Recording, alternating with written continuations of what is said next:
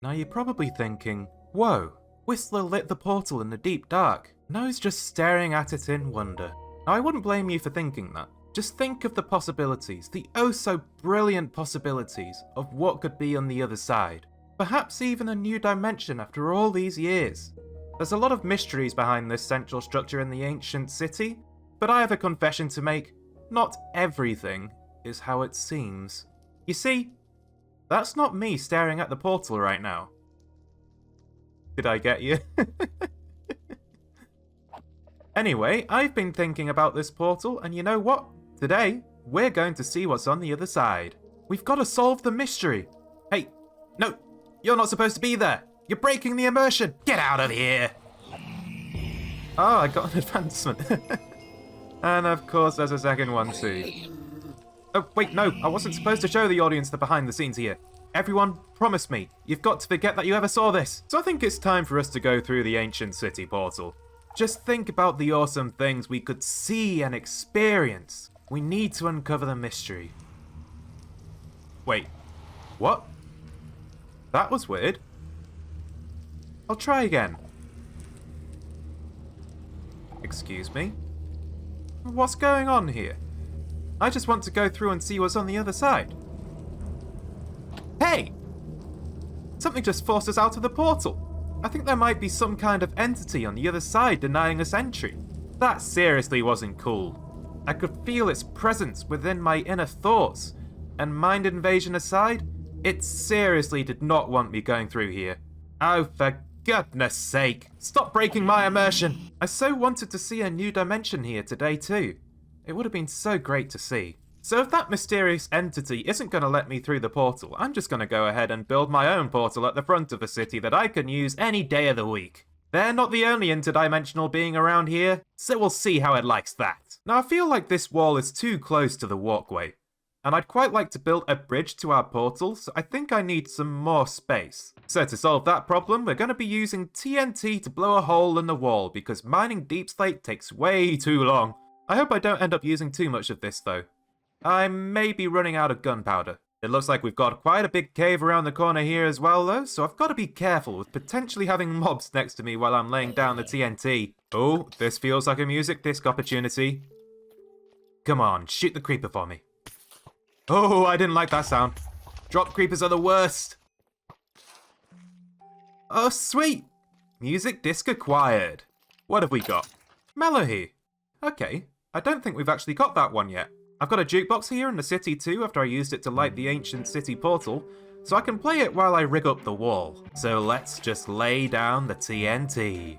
Okay, the TNT has been placed. I think we should get a really good explosion here. Oh. Oh. Okay, I feel like I'm a bit too close to this. And now I can't see. Come on! It gave me plenty of space to build though, so I think I'm pretty safe to build a tall nether portal here. And there we go. We have our nether portal entrance for the ancient city. Although I feel like the ceiling might be a little bit too low for my liking here. I might need to use the rest of my TNT to blow it up. But at the same time, I don't want to, because I might actually run out. That wouldn't be good, would it? Since I have this new nether portal though, I should probably connect it up to my Nether Hub so that I can officially call it a Nether Hub network. We don't really use it to travel anywhere properly yet, so this will be a first. Let's just get a screenshot of those coordinates, and then we can divide those by 8 to get to where we want to go in the Nether. Now, can we fly out of this cave from deep slate level? I say we give it a try. Oh. Oh yeah, no damage. I still don't really have any good access to blue ice, so I'm going to continue using soul sand for our nether tunnel for now. Luckily, the barter bartery can supply us with a lot of that. Well folks, I think this is the right tunnel, so what do you say we just build straight to our ancient city portal? Oh my goodness, I'm going so fast! Swift Sneak and Soul Speed have combined to turn me into a speed bridging god! This is amazing! I've got to mine the rest of the way though, unfortunately. So this should be the correct location. Let's light it and see if it connects up properly. Oh good, it connected. My calculations were indeed calculated with the skill of a calculator. I've got to say though, while it looks pretty bad right now, this is only the first of many nether tunnels that I'm going to build in this world. And all of them are going to be connected to our nether hub at 00. It's something I'm quite excited for because it's going to be so good for traveling to new chunks when a new update arrives in our world, because I think it's beginning to gain old world status. We started out in 1.15.2, and we're already 4 major updates later, and there has been so much new content added, and so much has changed since. It's actually kind of ridiculous. Right, I'm gonna do it. I have to blow up the ceiling. It's in the way of this episode's project. We are so low on gunpowder right now though. In fact, I think we're officially going to run out. That is not good. I've been able to mostly refill my TNT box, so we should be good to blow up the city's ceiling, but I think that's going to be the last of my TNT. Oh, these chests are so sad right now. So I've gone ahead and placed nearly all of the TNT I had left, and the ceiling in our city is rigged to blow. I don't want anything going through our portal though, so let's just block that up real quick. Okay, let's see how this goes. Oh my. Oh, I should not be this close. This is genuinely a little scary. I'm strafing just in case. Okay, I think we're good. That really did a number on the ceiling though, which is just what I wanted to happen. I now have a very good view of our nether portal. Oh shoot, I angered a piglin somehow. Come here, you. Ooh. That looks so weird. You know, archaeologists would probably hate me, because I just blew up a good portion of the city below the ceiling here. Like the central walkway tunnel was literally decimated. That's okay though, because this episode's project will fix that issue. You see, I want to restore this ancient city to a time when it was new, and give my own spin on it. My own little ancient city restoration project. Well, I say little, but this place is actually kind of big. Now, one of the blocks that I would like to use in this city restoration project is oxidized copper. So I'm going to start laying down one of those nice copper fields that you might have seen elsewhere to help it age like a fine wine. Now let's get started with the building. So this nether portal needs to feel like it's a proper entrance to our ancient city here. So we're going to give it a nice staircase made with deep slate. I think a good block to introduce to make everything feel a bit more new is also smooth stone. You see how light that texture is? I'd quite like to add that to the block palette here, because I don't want this place to feel evil and dead, as if it was like Minas Morgul from Lord of the Rings. I want it to feel fresh and alive and currently lived in. So I think it's looking good so far. I need to give the portal a frame though. If it's going to be our entrance, then it needs to feel like it belongs here. And I think we're going to use basalt for that. I'm not sure what my opinion is on that frame right now. Sometimes the solution is just to keep building and let it fill itself out though. I also think we need to ditch torches as our lighting source here. And since the ancient city likes to use candles as its primary light source, we're gonna candleify this whole place up. I've not used candles in this world before, so this should be fun. The recipe is string and honeycomb, and I've got a good supply of both. Here at the Barter, we've got as much string as we could ever want. And our bee farm has been producing honeycomb from the start of the world, so we've got plenty of that too. So we can just knock out the torches here, replace them with candles, and then light them up. I think they look pretty good here. I approve. Alright, I've done a little more work on the portal frame here. I've made it a little wider, a little deeper, and I think that alone has already made it much better. See what I mean? Just let a build fill itself out, and things can eventually take shape. Now the next thing that I really want to build is 2 alcoves on either side of the portal, with 2 giant villager statues inside. For the walls of our alcoves, I'm actually going to be using sculk blocks. And since I'm going to be restoring this ancient city anyway, why not just harvest the sculk from the city? Swift Sneak is literally a game changer for building, I've got to say. It makes building so much faster. Between this and our soul sand bridge earlier, I can get used to this. So this is going to be our alcove. We haven't built the top of it just yet. We'll do that later. But just this so far is adding so much to our wall here. And I feel like the sculk works surprisingly well. So now that we have our alcove, it's time that we got started on the statue itself. Now I want the statue to feel like it's alive. I guess I'd like it to feel more like a golem than an ordinary statue. and I want that to be reflected in its eyes. And I think that beacons are going to be a very good block for that. The main issue there is, though, we only have one going spare right now. We do have some wither skulls though, so I was able to quickly grab myself a second beacon for a second eye. I had a bit of a surprise on my way back from the end though. It sent me straight to my Nether Hub. I guess since I don't sleep in this world anymore, my spawn point is still locked to these respawn anchors from when I accidentally clicked them when building the interior of our Nether Hub here. So the end portal actually sent me back to the Nether instead of the overworld. Crazy stuff, huh? Now, my golem design is supposed to look like its armor is plated with rare materials, like diamonds. So I've gathered every deep slate diamond ore that I've mined previously and can find once again in this world, which comes out to 3 stacks and 11 diamond ores. And we're gonna mine them and see just how many diamond blocks we get. Leave your guesses in the comments. Let me know how many diamonds you think I'll get here. No cheating. I'll know with my mind's eye if you do. Okay? Alright, I think that's all of them. Drum roll, please. Da-da-da-da-da. Oh my goodness!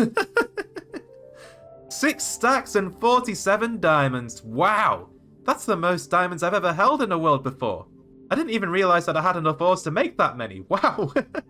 Now the real question is, how many blocks do I get out of this? 47. Okay, that should be enough for at least one statue. Oh wait, I've actually got another 20 diamonds in this chest, don't I? So we've got another 3 blocks there, bringing our total to 50 diamond blocks. Until my smart mineshaft is officially up and running, this is probably going to be the richest I'll ever be in this world.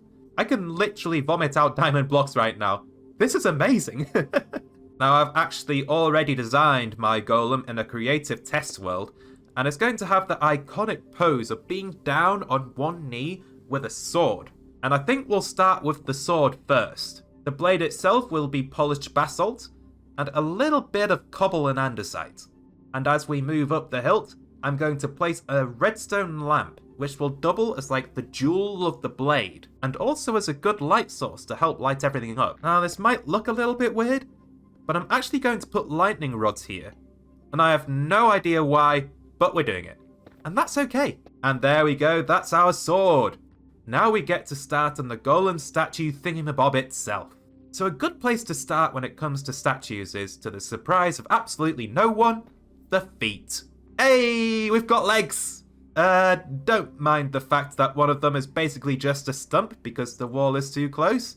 Just imagine that the wall behind them has like a hole in the bottom of it and the rest of the leg is in there or something. Yeah, that's totally what's going on here. Above the legs, we're going to give the golem a nice polished basalt belt and finally get started on adding the diamonds that are going to give it a real good shine. Diamonds won't be all though. I would also like to add lapis, gold, and a little bit of redstone ore to look like the golem's got a couple of rubies embedded in their torso. Next, we'll start work on the arms and try to connect them up with the sword somehow. And I'd actually like to add copper to our golem as well, and I think we've aged enough for our golem friend here. So let's just grab a few of these fully oxidized blocks. And the reason I wanted copper is because I think the oxidized blocks go great together with diamonds. That's one arm done. Let's see how it looks so far. Yeah, okay. It's looking good, I think. Bang! Second arm done. Now all our city golem needs is a head. Our golem's gonna have a good deep slate tile smile. And given that I actually want it to be based off of villages, I think I'm gonna give it that iconic nose, which is gonna be made out of basalt. Then beacons for the eyes, and I want to make it look like it's wearing some kind of helmet as well, so we're going to put walls around the top of its head here. And you know what? This golem deserves a crown made out of skull shriekers. Trust me, they actually look really great for decoration, and they can't summon the warden if they're placed by the player, so I can literally walk on top of our golem's head here, and it'll scream at me to get off, but no warden will spawn, so I'm safe. Much to the dismay of our golem friend right here, because I can run around on its head as much as I want. Hopefully he doesn't mind too much. And then just to give its face a little bit more texture variation, we'll mess it up a little bit with cobbled deep slate, rotate the regular deep slate, and give it a deep slate coal block for good measure. Finally, to finish it off, I'll add some copper to his legs to make it look like he's got a little bit of armor there too. And there we go! That's our ancient city golem. And you know what? I was really harsh on it in the creative process, but seeing it here in our hardcore world, I've got to say, I think it fits in really well here. It feels alive too.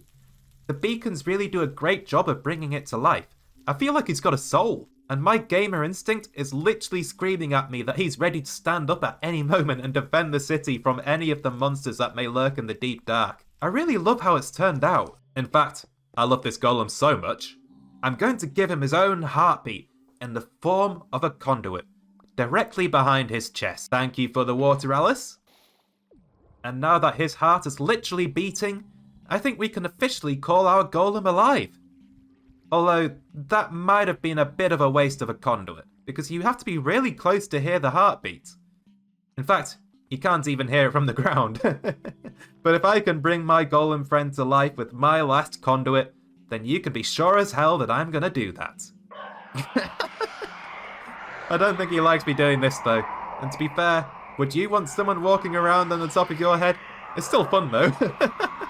So our golem is alive and well, but I want to give him a twin brother to help guard the city. So let's try and mirror that design on the other side of our portal here. Snap, crackle, bang! We now have 2 golems on either side of the portal. I have to confess though, this one's running a bit down on his luck.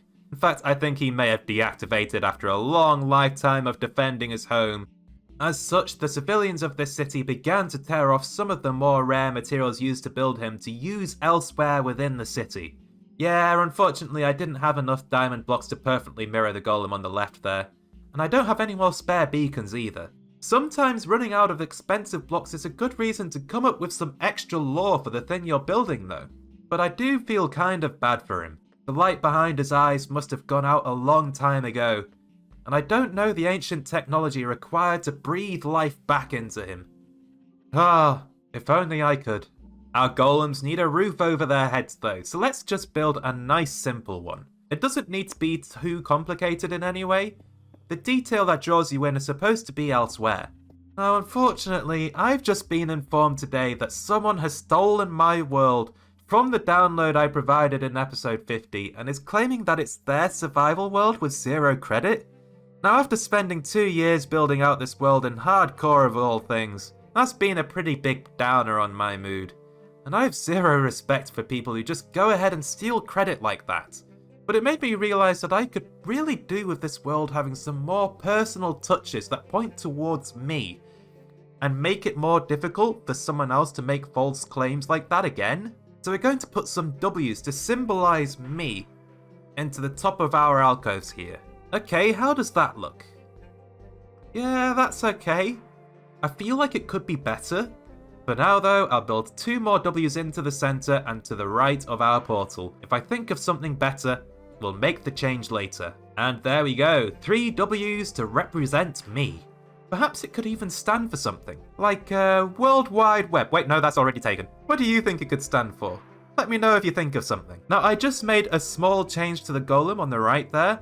The blocks where he was lacking diamonds were originally unoxidized copper blocks, and I don't think that clean copper represents an old golem very well. So I've just gone ahead and changed it to some spruce planks. You don't really see it very much, but I think that's a better option because it makes it look more like someone has scrapped parts of it, but built some scaffolding into the golem to help it keep its structure and not like fall apart.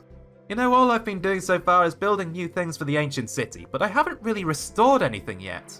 So the next order of business is to restore these pillars. Weirdly enough, I think these pillars actually look a lot better as a ruin. I feel they look a little bland when they're whole. They really do need a dash of colour, or just something to visually give energy to the build, but I do think the repaired version provides a good base point to add my own little touch. For example, I think they could look a lot better if they looked like they had cauldrons of soulfire at the top, just like how the central city portal structure is soulfire beneath that. Oh, I just broke my flint and steel. And then we can add a nice scorched rim to the top in the form of deep slate tile slabs. Now how does that look? Oh yeah, that already feels so much better to me. It's definitely giving off more energy, but I think we can still add more colours. But while I think of ideas, let's go ahead and repair the rest of the pillars here. Oh, distraction! My W's will no longer be grey, they'll be a nice coppery greeny blue instead. Oh, you know what? I think they're perfect now. I love that. And there we go. That's the last pillar repaired. And I've got to say, I may not have finished putting my own spin on them, but they've certainly made the entrance to the city look a lot grander than they were before. I've just made a decision on how else to give my own little flair to them though. And we're going to go with a bit of a copper gradient going up the pillars and see how that looks. You know what? I actually really like it. The copper has gradiented towards the soulfire, so I think that works really well. Oh, wait a second. Gradiented? Is that a word? No, it's not. But because I said it, I hereby declare it to be one. Ha! Take that, English language. You have no hold over me. So I've just gone ahead and added the copper gradient to the rest of our pillars. And you know what? I am really beginning to like this place now. I feel like I've done almost nothing, but this city is beginning to feel like my own mega build now. It's great. I'm actually really enjoying this city restoration project. I did run out of oxidized copper though, so 2 pillars are not quite yet complete. But give it a little while for more copper to age, and I'll be able to finish those off too. The next thing we need to restore in this area though is the central walkway going up through the middle here. So I've made sure to bring over some more resources for the project. Got basalt, deep slate, honeycomb for waxing copper. I thought I might use some blackstone too. So we've got tons of great resources here actually. I think we can do something good here. I think the first step to restoring the central walkway is to pad it out with deep slate tiles and make it stop looking quite so broken, because it is seriously broken right now. I mean, it was already a ruin, but I suspect it didn't appreciate the TNT I used in the ceiling. Now, the original walkway didn't have this, but I think it would be cool to add a little polished basalt pattern along the sides here. With just a little bit of repairing later, I've got to say, this walkway is already beginning to feel a lot less like a ruin to me, and that is fantastic news indeed. One of the blocks the ruin has in its little tunnel segments in the sides is smooth basalt, and I think I want to get rid of that and replace it with a lighter, more interesting block. It's like chiseled stone bricks. And then we can add candles back to where they used to be, which is now on top of the chiseled stone. Well, I've cleaned away the ruined tunnel, and you know what? This place looks a lot cleaner than it did before, and I actually really like how it is at the moment. Now don't worry though, I will build my own tunnel, but I feel like the tunnel would have been really difficult to work on as a ruin. So I just got rid of it instead of trying to repair it. Now before I've committed to anything, I've built one small segment of my own tunnel at the front here. I actually quite like this design, so I think we'll try and continue on from here and build the whole thing going down to the staircase at the end of the walkway. The interesting thing about building this tunnel though, is that I think it's actually easier to build it from the top down because it's not actually too tall. I can reach the top from the ground. This is brilliant. And tunnel complete. Do you like it? If you have any feedback, let me know. But I have to say, I do like it a lot. So I've used quite a bit of copper in the third age state here, and I think the green colour that it adds really brings a lot to this build. Now the ancient city actually looks like it has some kind of moat going around the front here, and I think we'll take some inspiration from that idea and fill it up with water to create our own waterway that we could boat around in if we wanted to. Unfortunately, that means mining deep slate, which I'll admit is a bit of a slow process. And I've been thinking about which block I'd like to use for our riverbed. And I'm actually thinking that Skulk could be potentially really interesting because it's so dark, and yet it's still got a nice aquamarine feel to it. It might go really, really well with water. Who knows? So we now have a riverbed of Skulk, and it so far feels like some sort of toxic sewerage system. That wasn't exactly the idea, but we'll see how it is once we've added water. And that is the moat completely filled up with water, and I've got to say, I feel like the water is too dark. I might need to light it up somehow. I've just realised that I could use some more Skulk Shriekers for decoration. I really like the idea of putting them on top of our tunnel here. Is this an issue? The fact that the tunnel can scream at me too? Oh wow. I think I just had the perfect build-up of screaming Shriekers just then. That was really weird. I'd quite like to add a few more Shriekers to our tunnel, but unfortunately I only have one left. So I'd have to try and gather more somehow. Perhaps we can make a farm for that at some point. Who knows? Please tell me I have pickles. Please tell me I have pickles. Oh, thank goodness. We have plenty. While I'm here, I think I'll grab some kelp too. And then we can just place them all over our moat here to help light everything up. I might have overdone it here, actually. There's definitely way too much green in the water now. And I think that it's actually too bright as well. Oh dear. I'll have to try and redo that at some point. I think I could probably try to add some fish or axolotls or something too. Let's tone down on the plant life for sure, and add a little bit of animal life. But I think I can call this section of the ancient city pretty much done. I'm very happy with how everything has turned out, except for the moat. But we can work on that in the future. Everything looks so much grander here now though. I feel like this ancient city might still have citizens today. And that's actually the end goal for this place. I want to bring villagers down here at some point and start a true underground civilization within this city. Just for a nice build project that I can work on over time. What do you think about that idea? I am especially happy though with how our giant twin city golems have turned out. I feel like the one on the left literally has a soul behind those eyes. I love them.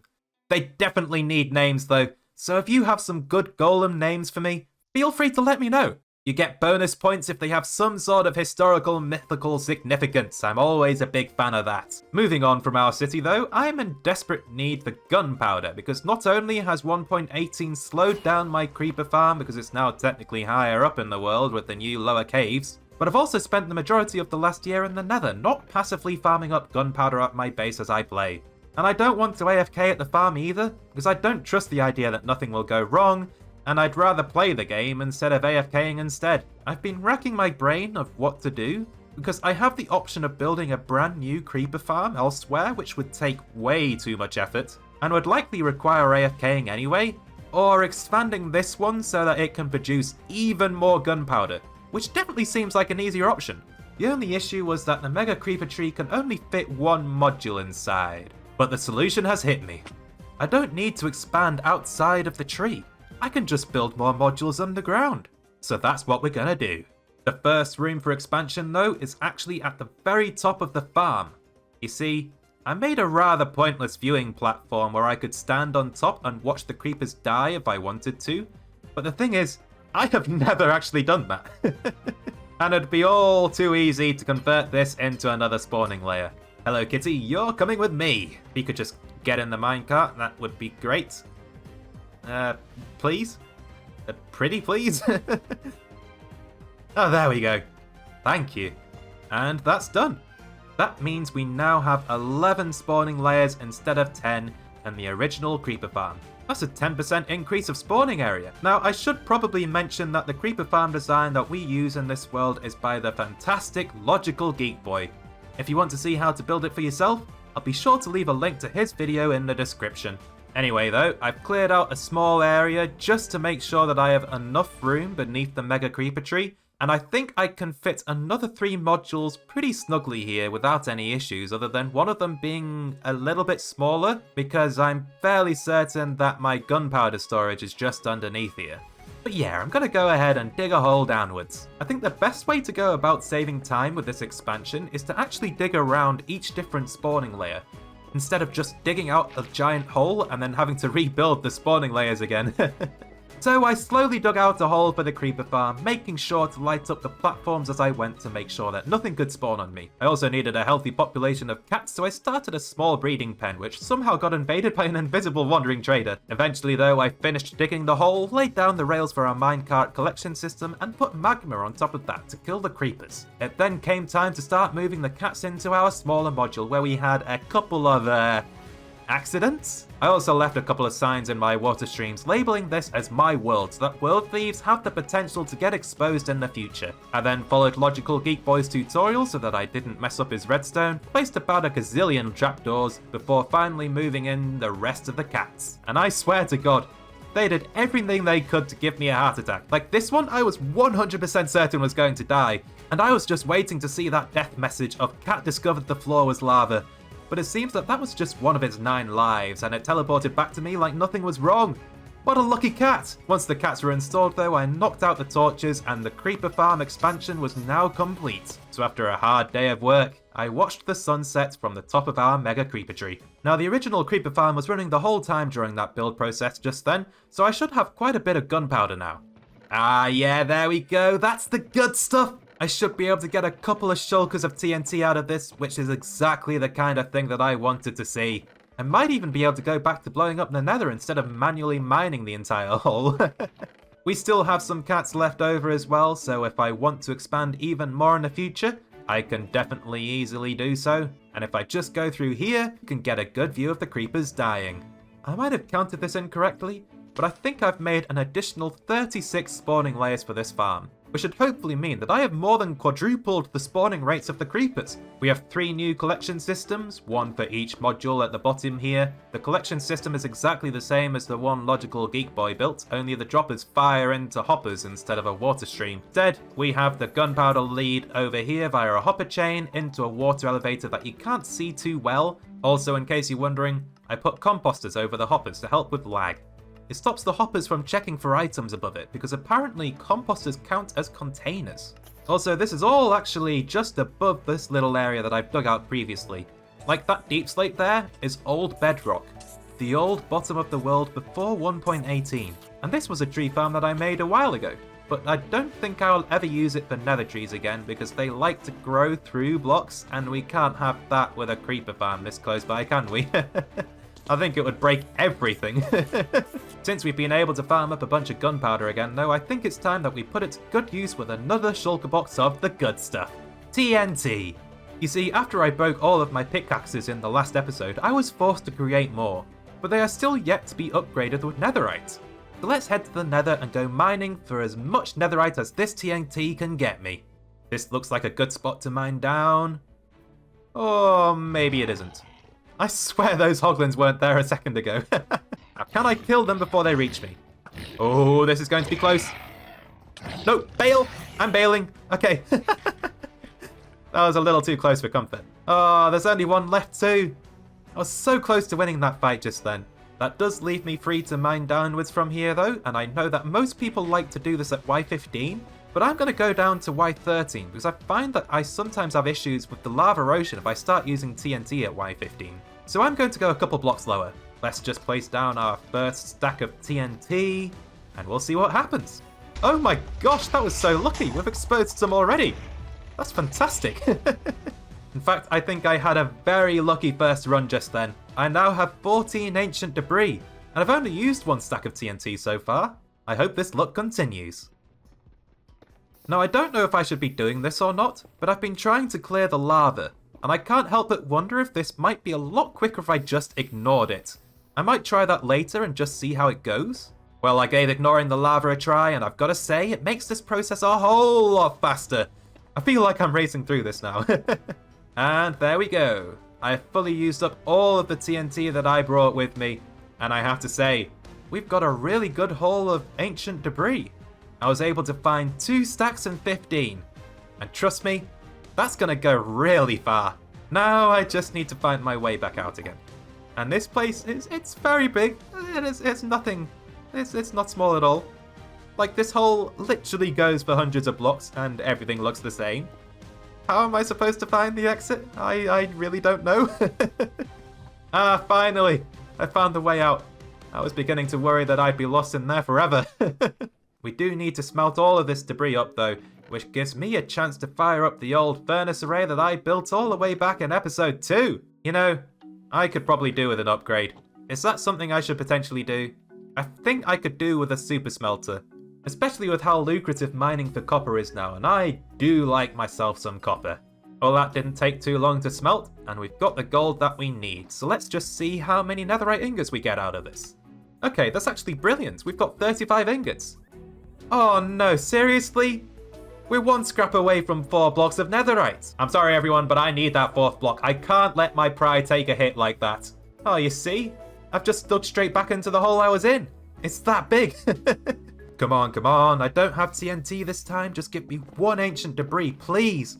That's all I need. There we go. Ancient debris acquired. And that gives us just enough to create 4 blocks of netherite for ourselves. Although seeing all of that ancient debris result in a mere 4 blocks of netherite is a little disheartening. Like, how did people manage to invest and dedicate so much of their time into creating a netherite beacon? Like, why? I can think of so many other projects that I could do with that time instead. It's not even funny. And at the end of the day, I could do multiple mega builds in the time it takes to build 1 netherite beacon that does exactly the same thing as an iron one anyway. What do you think though? Are netherite beacons cool? Or do you think they're a waste of time? Because I just do not get it at all. I need to put this netherite to good use though, so let's upgrade all of our tools that had yet to be turned into netherite. Alright, just look at that perfect toolbox. Oh, wait, no, I lied. It's not perfect. I have a random out of place trident here. I think we'll replace that with a brand new shovel. And let's just upgrade that to Netherite 2, and alright, just look at that perfect toolbox. That leaves us with 2 whole blocks worth of Netherite to use though, and I think I have the perfect plan for them back in the ancient city. You see these chiseled stone brick blocks? I actually feel like these are a bit bland and could do with a serious upgrade. Introducing the decorative lodestone. So you get to be a decorative lodestone, you get to be a decorative lodestone, you get to be a decorative lodestone, and you know what? The swords get a decorative lodestone too. Ah, amazing! That looks so much better with the lodestone upgrade, don't you think? Now I wasn't able to change all of the chiseled blocks into lodestones, but this was a really good start, and I can work on making more in the future. Also, regarding the world thief situation, I've purposefully not told you their name because they don't deserve any attention of any kind. But it has made me think about what I can do to protect my world in the future. So I decided to put up a community poll asking if I should trap my world for the next download I make, and was completely overwhelmed by almost everyone saying yes. So I guess that's going to be locked in now, I have to do it. You better watch your step when I next release my world to you all, because I can be quite devious when I choose to be. I'm afraid that's going to have to be the end of the video though, so I hope you enjoyed and I'll see you in the next one. Bye! Thanks for watching.